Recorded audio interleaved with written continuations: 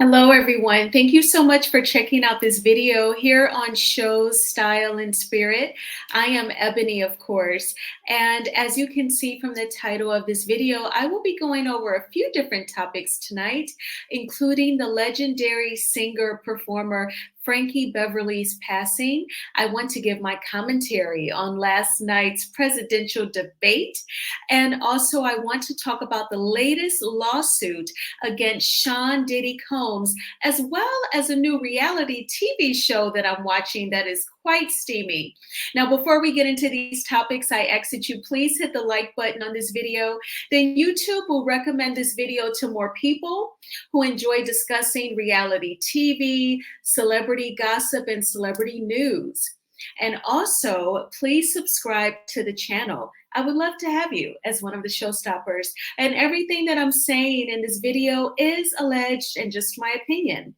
Okay, so I know that you all have heard that singer-performer Frankie Beverly passed away yesterday, September the 10th, at the age of 77.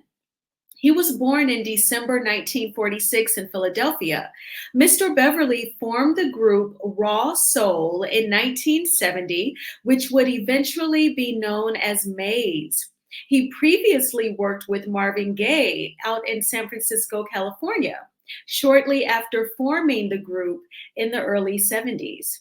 Just in May of this year, Philadelphia's Mayor Sherelle Parker dedicated a street to Mr. Beverly, naming it the Frankie Beverly Way in East Germantown. Mays and Frankie Beverly just completed a tour earlier this year called I Want to Thank You Farewell Tour.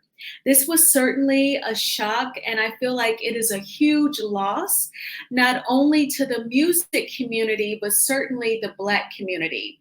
One of my friends actually posted the post that his relatives put on Instagram. They put it in the chat that I'm in, and I was just so shocked and saddened. Certainly, I've grown up hearing Maze, of course, on the radio, on the R&B stations. My siblings all enjoy Maze, and I remember my sister, she's 12 years older than me, so when I was like a teenager, she was in her 20s, and she took a trip to Vegas, and she was saying that Maze was performing. She decided to go to this show, and that's when she realized that she liked their music, but she couldn't connect with the band. She didn't know who they were. So then when she heard them play, she's like, oh my gosh, I love their songs. And that's just how it is. Regardless of the generation that you're in, you've heard some Maze featuring Frankie Beverly songs before. And it's like the music that you hear at the cookouts, at the family reunions. It's kid friendly. It's definitely calming. I feel like it's Afro-Caribbean jazz, like a fusion. I love it. So Mr. Beverly it's just a huge loss. And when I read up on him tonight, it said, he was the founder of the band, and he was also a songwriter and producer. And I always, respect the musical artists who also write their own songs. So he will definitely be missed. Rest in peace to Mr. Beverly. I know that he entertained and made people feel good for dozens and dozens of years, and it will continue to be that way. One thing that I'm thankful for the time that I was born, because it's like I'm young enough to be open-minded and really enjoy people who are younger than me, but I'm also old enough to remember some of the former ways, or even like when I was a child and people would say to me, this was before your time, this was before you were born, this was before you were even thought of. Especially with me having older parents, if they were still alive, they would be in their 80s now. My dad will be nearly 90. And, my oldest sister is a baby boomer. I say all that to say, like, I know some blues records. And I worry that those older times of Black culture, what's going to happen to it? Like, even once I'm elderly and once I leave this earth, who's going to hold on to it? Who's going to remember it? Like, I can play some Betty Wright and some of the singers, like, I'll know the blues songs, but I'm not really sure. Like, is this Tyrone Davis or another gentleman? I can't always match up the names, but like, I know the records. Like, after like my generation, who's gonna play it? I know there's some older millennials who are younger than me that will still know some of it, but like the Gen Z and younger, the kids who are teenagers now, middle schoolers, elementary school age, are they gonna know? Are they gonna know Mays and Frankie Beverly? Are they going to know the Motown records? Are they going to know the significance of that? So whenever we lose, the icons, the legends, that's always something that I think about. And it makes me both sad and concerned. So it's going to be up to us who are still here. You can say like, no, I'm not disrespecting your current music. I'm not saying that's not hot, but also remember where it all came from and what came first, and how, thanks to producers like Teddy Riley and Jimmy Jam and Terry Lewis, who produced all of Janet Jackson's music, LA and Babyface, of course, they made music. They were very innovative. So then that's why the Gen Z and the young millennials, they enjoy 90s R&B, because those beats are still very much so like popping today, but like the music of like Motown and like the blues records, that is still so significant, and that's the foundation. And so I just hope that as time goes on, that our culture, we never ever forget the foundation. All right, so let's move right on along here. So I enjoyed this presidential debate, y'all. I watched it last night live as it was happening. I watched parts of it again right before I fell asleep. And then early this morning, I was watching more of it. I just could not get enough of it. And I thought it was dynamic. I felt like Kamala Harris, she outperformed Donald Trump. She made him look old and grumpy, and I felt like she was a perfect balance, a perfect storm of being confident yet humble. She was prepared, yet she spoke from the heart, where she did not come off robotic. And I loved every minute of it. In the very beginning, Donald Trump and Kamala, they come out onto the stage, and he's going towards his podium. Kamala is going towards Trump to shake his hand. He walks behind the podium. She has to go over to him like she's the man and he's the woman to shake his hand. Okay, so that was first BITCH move of the night. In the very beginning, Kamala took a few minutes to lay out her economic plan, where she talked about how she wants to give young families who have young babies a $6,000 tax credit. She said that it is the largest tax credit that we've seen in years for parents. She also mentioned that she wants to invest in small businesses. Kamala Harris really expressed her support of the middle class, and that is so key.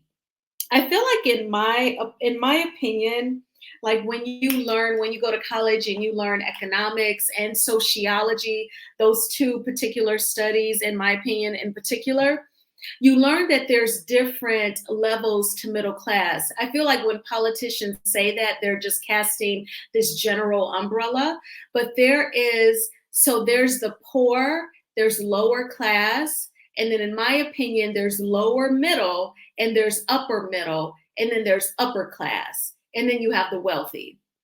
In my opinion, upper class starts at six figures.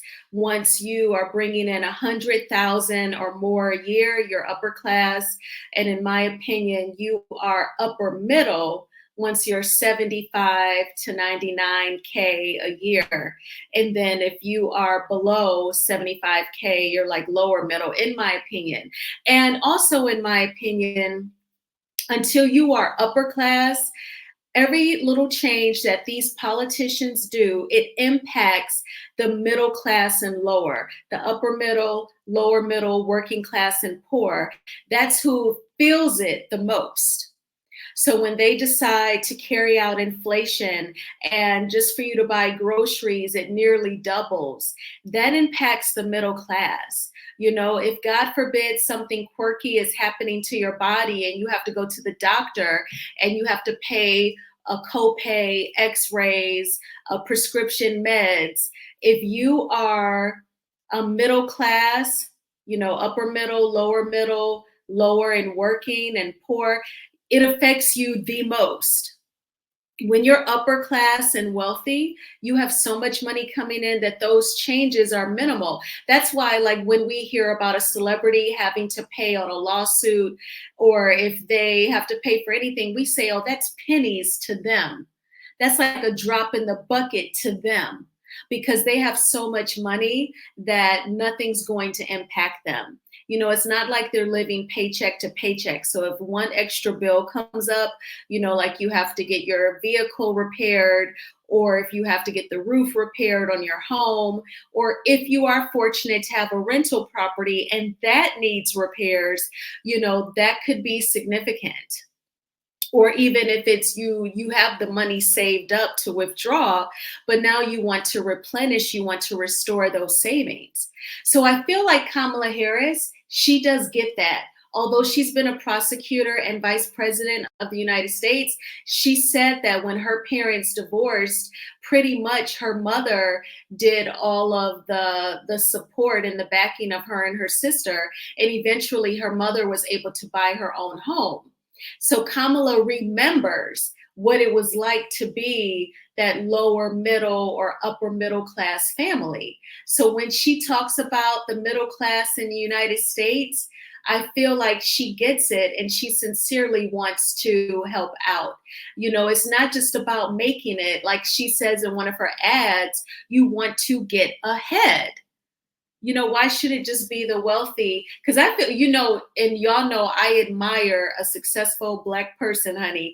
An example that comes first to my mind is Candy from the R&B group Escape and the Real Housewives of Atlanta. She's wealthy for several different reasons because she has several different forms of income. Bedroom Candy is very successful. Plus, people still stream Escape. After I saw their concert this summer, I streamed some more music myself. Plus, she has her YouTube channel. And when she was on The Real Housewives of Atlanta, she would go live and get her commentary on the episodes. The chat was popping. She's making thousands upon thousands of dollars per month on YouTube. Plus, she would be making money on Instagram as well. Plus, she is an ambassador for Amazon. Not to mention, Candy is a songwriter, and she wrote some very popular R&B songs from the late 90s and early 2000s. So she's getting those residual checks as well. So if anything in this country happens economically, you know, it's not really going to impact Candy because she has so much money and so many different streams of income. But for the upper middle and lower class and poor, everything affects those groups. And it is very unfair. So I feel like Donald Trump doesn't get it. During the debate, when Kamala explained how, you know, everything affects the middle class, he was saying, well, when inflation happened during your administration, it wasn't just the middle class, it was all classes. So I thought to myself, wow, he does not give a damn, you know, because why don't you try to connect? And when she said, you know, he can't relate, he was given over $800,000 as a young adult to start out with. You know, that's not realistic for the average American. All he could, instead of him saying, I'm very fortunate or very blessed that I did grow up in a wealthy family, but I still have compassion for those who did not. Instead of saying that, Trump said, well, yeah, I was given that money and then I invested it and I turned it into billions and billions. Just totally like doesn't get it. He does not get it. And of course, Kamala called out a lot of ish before it happened. She said, you all are going to see him talk about immigration throughout the night, even when it is not the subject of conversation. And that is exactly what he did. And it's too bad that he didn't think to maybe not constantly go back to immigration, because all you did was prove her point. And I felt like the moderators, they did a good job as much as they could. Lindsay Davis, I think she's great. And the fine David Moore. Oh my gosh, I've never seen him with anybody. Have y'all? I don't know if he's asexual or gay or straight. I can't figure it out, but I would love to find out, if you know what I mean. But he is fine to me, and he did a great job as well. So they were asking Trump about, so do you admit that you lost the 2020 election, or are you still holding on that you didn't lose? Because we have quotes where you've gone back and forth. Obviously, I'm paraphrasing. So Donald Trump has said before, I've lost by a whisker. And then he was saying that he was saying it sarcastically. And last night, David Moore said, oh, I'm sorry. Well, when I heard you say that, I didn't sense any sarcasm. Now, the Republican talk show host, Megyn Kelly, she was angry, saying, who cares, David Moore, if you thought he was being serious and not sarcastic? Well, the point is, Megyn Kelly, is that the Negro has gone back and forth. And I'm saying Negro, of course, sarcastically. But Trump has gone back and forth on whether or not he has lost, or if the election was stolen from him. So the journalists are just trying to get some clarification, which one is it? And Kamala definitely triggered Trump when she said, I'm going to ask you all to attend one of his rallies. You're going to hear him talk about absolutely nothing. You know how some people will say that person's just talking to hear themselves talk, or they're saying a bunch of nothing. She said that he'll bring up a bunch of fictional characters such as Hannibal Lecter. And she said that people leave his rallies early due to boredom. And that totally triggered 45. He got so mad, his pride was on the line. But I felt like the moderators, David Moore and Lindsay Davis, they could not stop him. He had to respond to everything that she said. And he thought he was clapping back, but he was not. And when she wanted to respond one time, Lindsay Davis cut her off and said that they had to move on to another topic. And then once Kamala had the opportunity to answer, she said, I want to first go back to something that he said. So she was patient, professional, and self-controlled, things that 45 is not. And I felt like Kamala totally won the debate. I feel like it's meant to be. It was meant for her to first run for the 2020 presidency. It was meant for her to be Biden's VP, and it was meant for her to be president of the United States. And I just hope that this takes place, that this carries out to fruition. Then after the debate last night, Taylor Swift endorsed Kamala Harris. It was so invigorating. It just energized me. And she took a picture. I didn't even think to grab the picture of her and the cat. She said that she is the childless cat lady. And I posted it on my IG stories. I said, I am too. And I said, everyone, please read her caption. And she endorsed Vice President Kamala Harris and Tim Walz for the 2024 United States election. So I am just so, so happy. And I hope that Mrs. Kamala Harris wins. So y'all, I wanted to ask y'all, are you all watching a show on Hulu called The Secret Lives of Mormon Wives? If you have a Hulu subscription, you definitely want to check this out. This show is so juicy. It is ridiculous. So of course it takes place in the state of Utah. And I'm sure that you are familiar of the Mormon community in Utah if you watch The Real Housewives of Salt Lake City on Bravo. Well, on The Real Housewives of Salt Lake City, those women are in their 40s and 50s. These young ladies are in their 20s and early 30s. So some of them are very old Gen Z and very young millennials. And they are on TikTok. And their content is called Mom Talk, Momtok. And they make videos, they talk about their Mormon culture. A lot of them are married, some of them are already divorced. So a lot of them got married in their late teens, like 18, 19 years old, and immediately started having babies.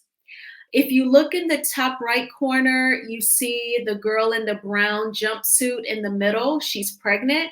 That's Taylor. That picture was taken at her baby shower. She is already going through a divorce because her husband agreed to let her invite a third person into their bedroom, a man allegedly, whom she caught feelings for.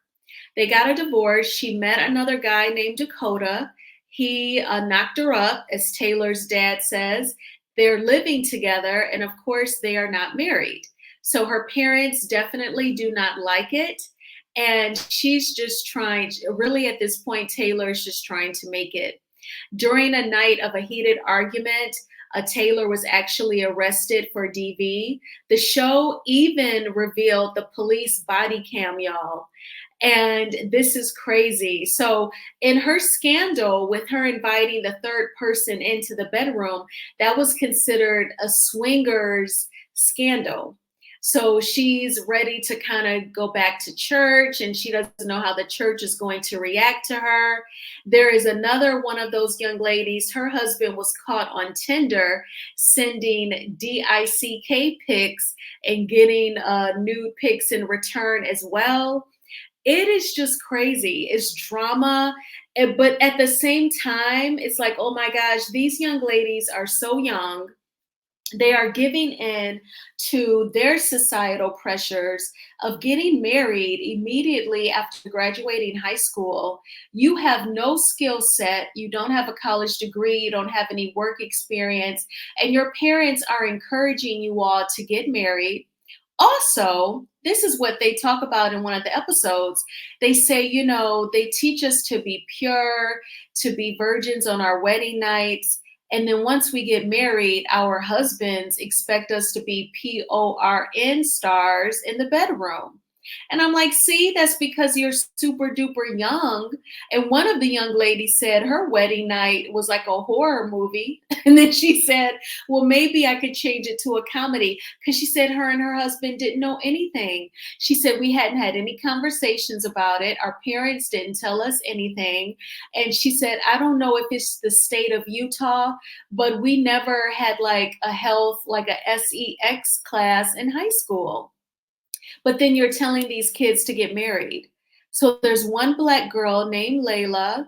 If you look in the picture where they're all wearing red, Layla is kind of in the middle with the long dark hair. She's very beautiful. She looks tall with long legs. She was married to a Caucasian man. She was married at like 18, has two of his kids. She's 22 now and already divorced. And they're all on TikTok. But this show is on Hulu. It is definitely a trip. I feel like what's probably shining, and what the light is shining most on, is the fact that their parents and their culture is encouraging them to get married so soon when they have not experienced much of life. Even if you are blessed to earn a bachelor's degree from college, you still have to get work experience. You still have to experience getting your own place and paying your monthly bills on time, and, you know, then experiencing buying a home perhaps, or getting married then. But to just be 18 and get married and you're still very much a baby, I think that that is ridiculous. And I think that's what kind of makes people become hypersexual, become like the freak of the week, because you're so pressed and controlled to be a certain way and it's like of, purity and perfection and all this pressure, it kind of makes people act out and be hypersexual. And now you've invited this third person into your marriage and into your bedroom. Now you got another baby daddy. It's just a lot, but it's definitely an interesting show. Check it out and let me know what you think of it. And then I know that you all have heard about this lawsuit. And I've written my script after taking some notes, doing some reading. So let me go to that. Okay, so singer Dawn Richard, former member of Danity Kane, is suing Sean Diddy Combs for sexual abuse. Diddy produced the group Danity Kane in the early 2000s after forming the group on the reality TV show Making the Band on MTV. According to the lawsuit, Dawn Richard alleges that Diddy groped her several times, trapped her inside a locked car for 2 hours, and threatened her life. And this is no surprise, right? This is one of many lawsuits against Sean Diddy Combs. And I know a lot of times people will say, why do people come out now? Earlier this week, there was a man who actually won a default judgment because allegedly Diddy ignored his lawsuit. That man is incarcerated and he alleges being victimized back in 1997. What I want to point out is that for these huge moguls who are multimillionaires, they can afford the toughest lawyers. They are extremely well known and popular in society. The average person who's being victimized, who's being groped, who's being threatened, they're not going to feel comfortable filing charges against the Diddys and the Bill Cosbys out there, because they feel like they cannot fight and they're going to be annihilated.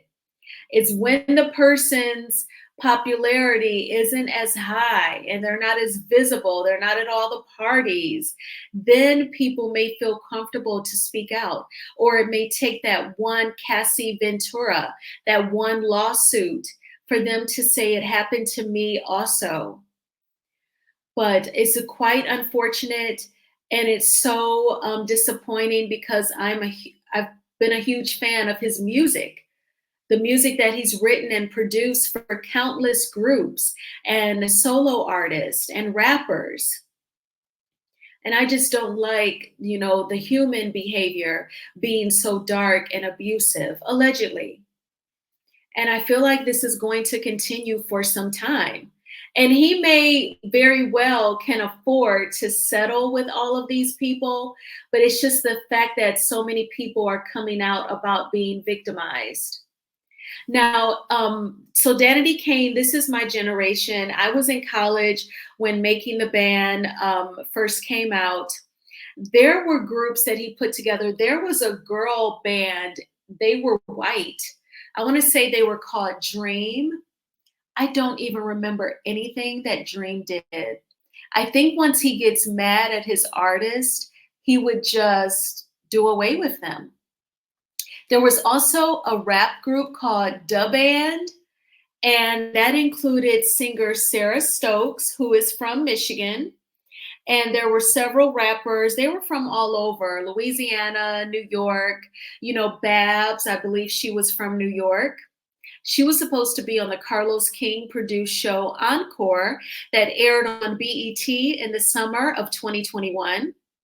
But she got Carnival 19 and they did not let her come film. But I say all this to say,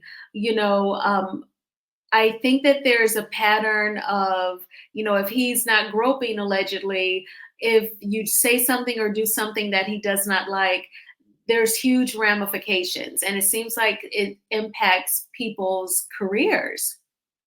I feel like the only groups, we know that 112, they still do shows. They are divided. So there's like a couple of 112s out there that do shows. And Faith Evans, she still has money, but I believe it's because she's also a songwriter.